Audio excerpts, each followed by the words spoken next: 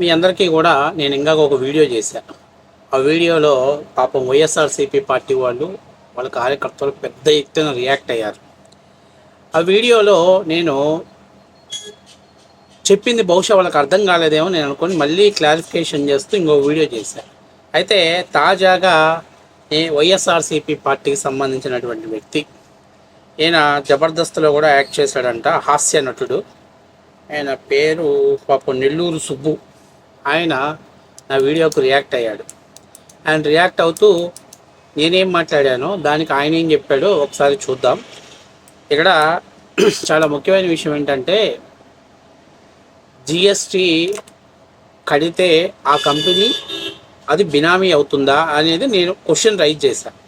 ఇప్పుడు మనోడు దానికి అసలు ఏం ఆన్సర్ చెప్తున్నాడో ఒకసారి చూస్తే వైసీపీ కార్యకర్తలు ఎంత తెలివికల్లో, ఎంత ఇంటెలిజెన్స్ ఫెలోసో అర్థమైపోయింది. ఒకసారి చూడండి. బెధవలా తయారవుతావు. జిఎస్టీ కడితే ఆ కంపెనీకి బినామీలు ఏంట్రా పనికి మానవుడు? అసలు ఏమైనా బుర్ర ఉందా నీకు? ఎక్కడ చదువుకుని వచ్చావురా నువ్వు? అసలు చదువుకున్నావు నువ్వు? చదువుకున్నాడువేనా నువ్వు? ఇందాపూర్ డైరీకి జిఎస్టీ కడితే ఇందాపూర్ డైరీ హెరిటేజ్ దా? మరి నేను రిలయన్స్ విల్కాక్స్ కంపెనీ అనేటువంటి రిలయన్స్ లిమిటెడ్ వాళ్ళకి నేను వాళ్ళ దగ్గర బట్టలు కొని ట్యాక్స్ కడతాను అంటే అది నా బినామీ సంస్థ. రారా రేపు పొద్దున్న వచ్చి నా పేరు మీద మార్పిచ్చి. ఎవరు అభయ నువ్వా? సపోజ్ జిఎస్టీ కట్టింది ఇందాపూర్ కంపెనీకి ఎవరు? క్యారేజ్ కంపెనీ వాళ్లే కదా. మరి జిఎస్టీ వాళ్ళ కొన్న వస్తువులు కట్టారా, కంపెనీ పేరు మీద కట్టారా? ముందు అది క్లారిటీ కావాలి కదా. సరే, నువ్వు బట్టలు కొనుక్కొని బట్టలకు జిఎస్టీ కట్టావంటే ఆ బట్టలు నువ్వు వాడుతున్నావు కదా. అంటే నువ్వు జిఎస్టీ కట్టి కొన్న బట్టలు నువ్వు వాడుతున్నావు కదా. మరి ఇందాపూర్ కంపెనీకి జిఎస్టీ కట్టినప్పుడు దాంట్లో ఉండే సరుకు కాలేజీ వాళ్ళు వాడుతున్నట్టే కదా, క్యారేజ్ కంపెనీ వాళ్ళు. దాంట్లో బీటా కెరటిన్లు అవన్నీ ఉన్నాయి కదా. ఇప్పుడు హెరిటేజ్ వాళ్ళు మేము వాడట్లేదని చెప్పారా? హెరిటేజ్ వాళ్ళు ఆల్రెడీ క్లియర్గా చెప్పారు. ఏం చెప్పారు? ఇందాపూర్ డైరీ దగ్గర మేము పన్నీరు, అలాగే స్కిమ్డ్ మిల్క్, కొన్ని ప్రొడక్ట్స్ తీసుకుంటున్నాం. మేము ఏ రోజు కూడా వాళ్ళ దగ్గర నెయ్యి కొనలేదు, మా నెయ్యి వాళ్ళకి ఎప్పుడు సప్లై చేయలేదు. మీరేమంటారు? కాదు ఇది హెరిటేజ్ వాళ్ళ బినామీ సంస్థ, హెరిటేజ్ వాళ్ళదే, ఇది ఇందాపూర్ డైరీ అని రాశారు అని చెప్పి అని అన్నారు. సో దానికి కూడా కొన్ని ఉదాహరణలు చెప్పారు. మన బొత్స సత్యనారాయణ గారు ఒక ప్యాకెట్ చూపించాడు, చీజ్ ప్యాకెట్ చూపించి ఆయన ఏమన్నాడు? మ్యానుఫ్యాక్చర్డ్ బై ఇందాపూర్ అని అన్నాడు. పైన ఏముంది? Market by heritage foods and private limited అని ఉంది అని చూపించారు. అట్లాగే ఇదే సేమ్ ప్యాకింగ్ తోటి పతాంజలి వాళ్ళు కూడా మ్యానుఫ్యాక్చర్ బై ఇందాపూర్ డైరీ, అలాగే ఏదైతే మార్కెటింగ్ బై పతాంజలి అని చెప్పేసి వాళ్ళు రాశారు. అలాగే బ్రిటానియా వాళ్ళు అలాగే ఉంది, కొన్ని కంపెనీస్ అన్నీ కూడా ఇచ్చారు. అంటే ఇందాపూర్ డైరీ యొక్క కెపాసిటీ మనం తెలుసుకోవాల్సింది ఏంటంటే, ఇందాపూర్ డైరీ అనేది రోజుకి 50 లక్షల లీటర్లని ప్రొక్యూర్మెంట్ చేస్తుంది. అంటే సంవత్సరానికి ఎన్ని లీటర్లు వస్తుంది? 15 కోట్ల లీటర్ల పాలని అది ప్రొక్యూర్మెంట్ చేసుకుంటుంది. అంత పెద్ద పాల ఉత్పత్తిని సేకరించే సంస్థ దగ్గర పెద్ద ఎత్తున పాలకు సంబంధించినటువంటి అన్ని పదార్థాలు వాళ్ళ దగ్గర లభిస్తాయి. కాబట్టి ఈ యొక్క ఆ స్థాయిలో వాళ్ళ దగ్గర సేల్స్ లేనప్పుడు వాళ్ళు బల్క్గా ఏవైతే కంపెనీలకు సేల్ అవసరమైందో ఆ కంపెనీలతోటి వాళ్ళు టైప్ పెట్టుకొని వాళ్ళ లేబుల్ మీద వీళ్ళు ఆ ప్రోడక్ట్ని ఇవ్వటం జరుగుతుంది అనేది ఇక్కడ మార్కెటింగ్లో ఉన్నటువంటి ఆల్రెడీ కూడా చెప్పటం జరిగింది. కానీ మీరు ఎంతసేపు ఉన్నా ఇందాపూర్ డైరీ హెరిటేజ్ వాళ్ళది బినామీ సంస్థ అని అంటారు. ఇప్పుడు నేను క్లియర్గా చెప్పేది ఏంటంటే, ఇందాపూర్ డైరీ కెపాసిటీ రోజుకి 5 మిలియన్స్ అంటే 50 లక్షల లీటర్లు. కానీ హెరిటేజ్ సంస్థ డైరీ కెపాసిటీ మొత్తం అన్ని రాష్ట్రాలలో కూడా హెరిటేజ్ డైరీ కేవలం 150,000 నుంచి 170,000 లీటర్ల పాలని మాత్రమే స్వీకరించగలుగుతున్నారు. అంటే హెరిటేజ్ కంటే 3 రెట్లు పెద్దదైనటువంటి ఇందాపూర్ డైరీ హెరిటేజ్కి బినామీ ఏం చెబుతున్నారు. సరే, ఇప్పుడు నేనేమంటున్నానంటే, మీరు ప్రతిసారి సిబిఐకి వెళ్ళటం అలవాటు కదా. ఈ చెత్త వాగుడంతా దేనికి? సిబిఐకి వెళ్ళొచ్చు కదా మీరు. సిబిఐకి వెళ్ళి సిబిఐ దగ్గర, ఎందుకంటే బాబాయ్ లేపినప్పుడు సిబిఐకి వెళ్ళారు. ఎందుకంటే ఆంధ్రప్రదేశ్లో సిట్ వేస్తాం, స్పెషల్ ఎంక్వైరీ వేస్తాం అంటే లేదు మాకు సిట్ మీద నమ్మకం లేదని సిబిఐకి వెళ్ళారు. తర్వాత కల్తీ నెయ్యి విషయంలో మాకు ఇక్కడ పనికిరాదు, మాకు సిబిఐ కావాలని చెప్పి దానికి కోర్టుకు వెళ్ళారు. ఇందాపూర్ డైరీకి హెరిటేజ్కి మధ్య ఉన్న సంబంధం ఏందని చెప్పేసి మీరు సిబిఐకి వెళ్ళొచ్చు.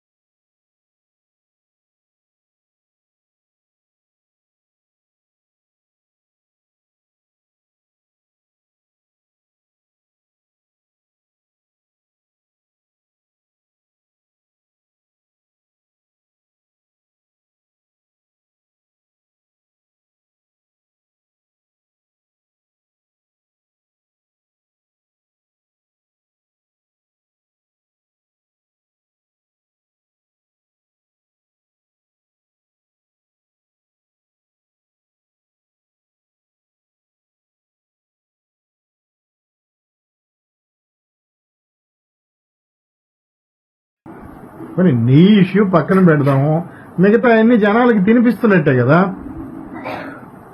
ఇది ఎట్టుందంటే ఋషికొండ ప్యాలెస్ గవర్నమెంట్ డబ్బుతో కట్టాడు జగన్మోహన్ రెడ్డి గారంటే అది జగన్మోహన్ రెడ్డిది అని కూశారే ఆ గాడిదలకి చెప్పిది. ఇప్పుడు నువ్వు చెప్పినట్టే ఋషికొండ ప్యాలెస్ జగన్మోహన్ రెడ్డి గారిది, ఆయన కట్టించుకున్నాడు భారతీయ గారి కోసం అని కూశాడే ఆ ఎదవలందరికీ చెప్పు అది గవర్నమెంట్ దిరా అని. ఈ జిఎస్టీలో ఏదో క్లారిటీ ఉన్నట్టు మాట్లాడుతున్నావు కదా, అసలు మనం జిఎస్టీ ఎందుకు కట్టాలి? ఆ కంపెనీ సరుకు వాడితేనే కదా. మొత్తానికి యావత్ వెంకటేశ్వర స్వామి భక్తులు తెలుసుకోవాల్సింది ఏంటంటే, యావత్ ప్రజానీకం తెలుసుకోవాల్సింది ఏంటంటే, మన ఇల్లు బాగుపడాలి, మన ఇంట్లో ఆడపిల్లకి పెళ్లి కావాలంటే ఎదురింటోళ్ళు మంచోళ్ళు కాదు, వాళ్ళంతా దొంగలు, వాళ్ళ దెయ్యాలు తిరుగుతున్నాయి, ఆడపిల్లకాయలు మంచోళ్ళు కాదని చెప్పి గోపాల్స్ ప్రచారం చేయాలి. అలాగే తిరుపతి వెంకన్నకి 320కో 470కో వాడుతున్నటువంటి నెయ్యిని బద్మాష్ చేసేసి ఆ నెయ్యి వాడనీయకుండా చేసేసి ఆ కంపెనీకి అర్హతలు తీసేసి మన నెయ్యి 600కు అమ్ముకోవాలంటే ఇలానే ఆ కంపెనీల మీద నిందలేయాలి, ఎవరో ఒకరిని బలిపశువుని చేయాలి. చాలా లెందీగా మాట్లాడాడు. ఏం మాట్లాడాడు?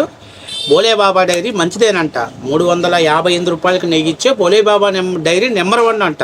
అంటే సిబిఐ సిట్ కూడా చుక్క పాలు లేకుండా సింథటిక్ ఘీ ఇచ్చారు అని ఇచ్చిన దాని మీద మాత్రం మీరు దాని గురించి మాత్రం మీరు మాట్లాడే దమ్ము మీ వైఎస్ఆర్సీపీ పార్టీకి లేదు. ఎవ్వరు కూడా నెయ్యి కల్తీ జరిగింది అని అని మాట్లాడుతున్నాడే తప్పనిచ్చి నెయ్యి ఒరిజినల్ నెయ్యే ఇచ్చింది బోలేబాబా ఆర్గానిక్ డైరీ అని చెప్పే దమ్ము మీకు లేదు. మీ వల్ల కాదు ఎవరికి కూడా. ఇప్పుడు ఆయన ఏమంటున్నాడు? 358 రూపాయలు ఎప్పుడయ్యా 2016లో ఇచ్చారు. మన సుబ్బు క్యాటరింగ్ చేస్తాడంట, గతంలో ఏదో కొన్ని వీడియోస్లో చెప్పారు. నువ్వు 2016-17 మధ్యలో ప్లేట్ మీల్స్ ఎంతకి ఇచ్చావా? నాన్ వెజ్ మీల్స్ 180 రూపాయలకి ఇచ్చావు. ఇవాళ అదే రేటుకి ఇవ్వగలుగుతావా? గిట్టుబాటు అయిద్దా? ఇవాళ రేట్లు పెరిగాయి, ఎక్స్పెన్సెస్ పెరిగింది కాబట్టి నువ్వు 350 రూపాయలు చేసావు.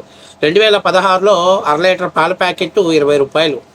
ఇవాళ అదే 1/2 లీటర్ పాల ప్యాకెట్ దాదాపుగా 40 రూపాయలకు వస్తుంది.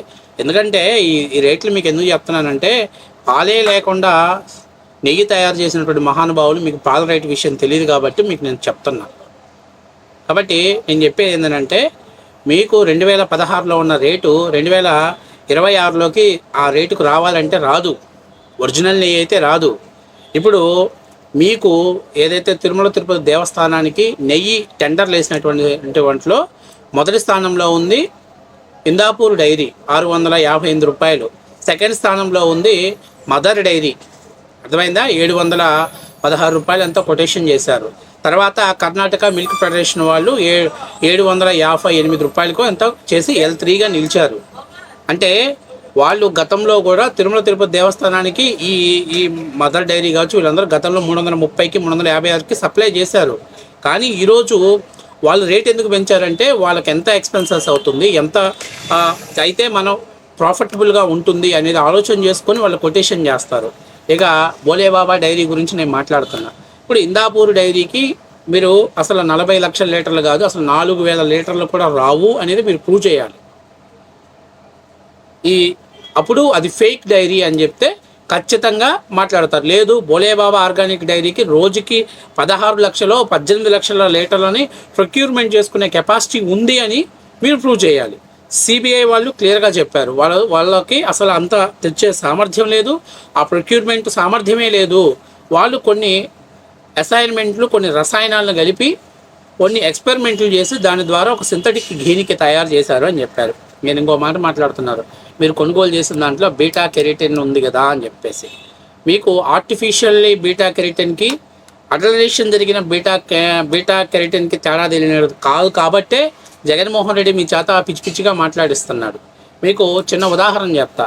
ఇప్పుడు మీరు హల్వా ఉంది, హల్వాని ఆర్టిఫిషియల్గా రంగు మార్చాలంటే దాంట్లో ఏవో మీరు బీట్రూట్ లాంటివో ఏవో కొన్ని పదార్థాలు కలిపి దాన్ని హల్వాని కొంచెం కలర్ చేంజ్ చేస్తారు. ఇంకొంతమంది ఏం చేస్తారంటే ఫుడ్ కలర్ని కలిపి చేంజ్ చేస్తారు.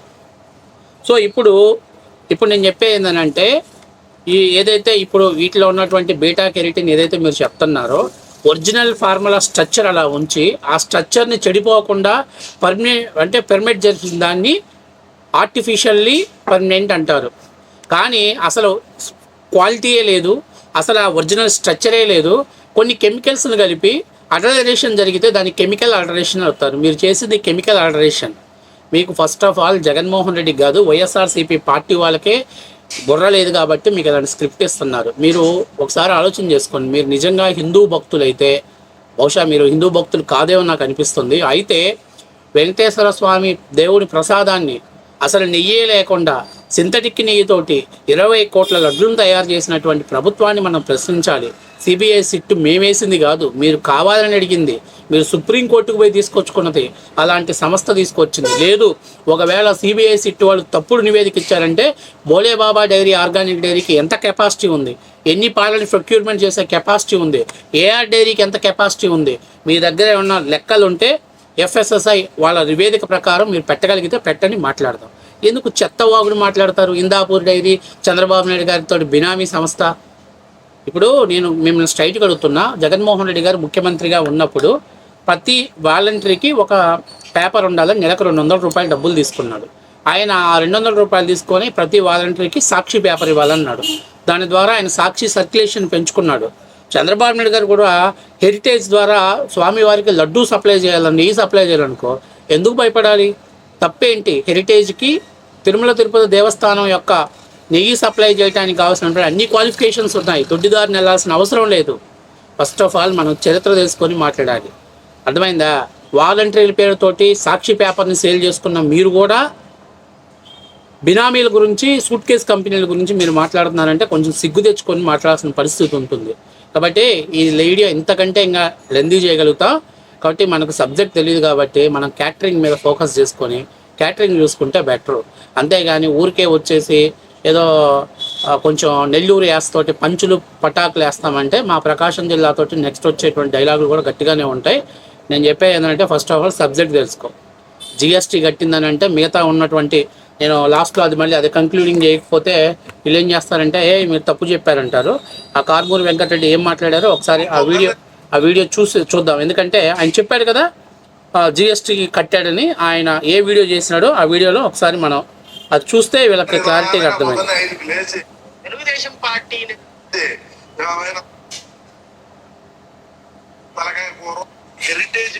Places of business in the state అని మొత్తం 74 ఉన్నాయి మహారాష్ట్రలో. 74లో 53 Pune district, care of Indapur dairy and milk products limited, Gokali taluka, Indapur, Pune, Maharashtra. కింద నారా భువనేశ్వర్ గారి ఫోటో, నారా బ్రాహ్మణ్ గారి photo. Details of managing whole time directors and scheme. ఏం చెప్పారండి? 74 సంస్థలకి హెరిటేజ్ ట్యాక్స్ కట్టింది, అందులో 53వ నెంబరు ఇందాపూర్ డైరీ ఉంది అని చెప్పాడు. అంటే హెరిటేజ్కి తనకి కావాల్సినటువంటి పాల పదార్థాలని వాళ్ళ దగ్గర కొనుగోలు చేసింది కాబట్టి, ఆ పదార్థాలకు ట్యాక్స్ కట్టింది కాబట్టి, ఆ ట్యాక్స్ని వాళ్ళు కంపెనీ ప్రొఫైల్లో ఫీడ్ చేసుకున్నారు కాబట్టి మనోడు మాట్లాడగలిగాడు. మరి మిగిలినటువంటి ఏదైతే 53 అంటే పైన 52 ఎందుకు చదవట్లా? కింద ఉన్నటువంటి 72, 73 అంటే మిగిలినటువంటి సంస్థలు ఎందుకు చదవట్లేదు? ఎందుకంటే మనం వ్యవస్థని చంపాలంటే పిచ్చిదని ముద్ర వేయాలి, కుక్కని చంపాలంటే పిచ్చిదని ముద్ర వేయాలి కదా. వ్యవస్థలో ఈ సంస్థ మీద బ్యాడ్ ప్రచారం చేయాలంటే మనకి ఏం కావాలో సబ్జెక్ట్ తీసుకుంటాం. ఈరోజు నేను అడిగేది ఏంటంటే 53 డైరీలు, ఈ 73 డైరీల దగ్గర వాళ్ళ పాల ఉత్పత్తుల్ని కొనుగోలు చేస్తుంది హెరిటేజ్. కొనుగోలు చేసిన ప్రతిదానికి ట్యాక్స్ కట్టాలి. ట్యాక్స్ కట్టాలి కాబట్టి ఆ ట్యాక్స్ కట్టినప్పుడు వాళ్ళకి ఆల్రెడీ ఆ పాలతో పాటు ఆ ట్యాక్స్ డబ్బులు చెల్లిస్తుంది. ఆ ట్యాక్స్ ఇన్వాయిస్ వాళ్ళు అక్కడ ఫైల్ చేసుకుంటే ఏదైతే హెరిటేజ్ కట్టిన డబ్బుల్ని మళ్ళీ ఇంకోసారి ట్యాక్స్ కట్టాల్సిన అవసరం ఉండదు. కాబట్టి ప్రతిదీ కంపెనీ లిస్టులో వాళ్ళు పొందపరుచుకుంటారు. ఇందులో పెద్ద దాచిపెట్టేది ఏముంది? అసలు దేన్ని పట్టుకుంటున్నారు నాయన మీరు? కొండందవి ఎలికను కాదు కదా, ఎలక తోకను కూడా పట్టుకోలేకపోతున్నారు మీరు.